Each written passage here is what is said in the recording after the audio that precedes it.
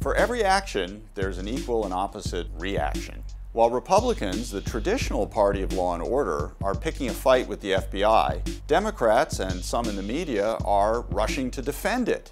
Should they? President Trump's critics blame him, quite reasonably, for launching unprecedented partisan and personal attacks on the FBI, starting with his firing of its director, James Comey, last year, thus dragging what is supposed to be a neutral law enforcement agency through the partisan mud, and all to divert attention from the investigation into Russia's role in the 2016 election.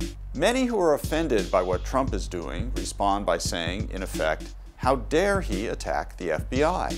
A recent New York Times headline refers to the Bureau as, quote, "a pillar of society." Defenders warn elected officials how unwise it would be to attempt bureaucratic warfare against these unelected detectives. It is no slander of today's highly professional FBI to note that the Bureau, in previous iterations, has quite frequently escaped, or at least strained, democratic accountability. There was COINTELPRO, which surveilled, sometimes illegally, dozens of civil rights leaders, the harassment of Martin Luther King Jr., and let's not forget the Waco disaster. The idea that elected lawmakers in Congress should just shut up and let the FBI protect its sources and methods has a less than distinguished pedigree. The Foreign Intelligence Surveillance Act was created 40 years ago to curb previous abuses. It's not clear whether that system failed in the case of former Trump aide Carter Page. Intelligence paid for by the Democratic Party did inform part of the warrant request against Carter Page. And House Intelligence Chairman Devin Nunes' memo did not clear up whether there were other reasons to watch Page, as Democrats argue there were.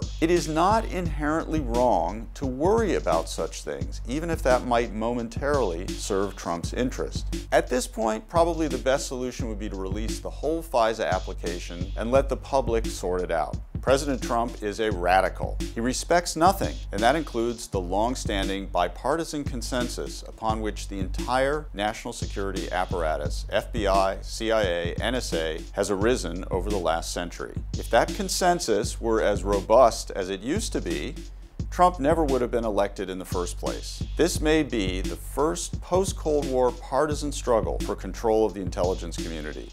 It won't be the last.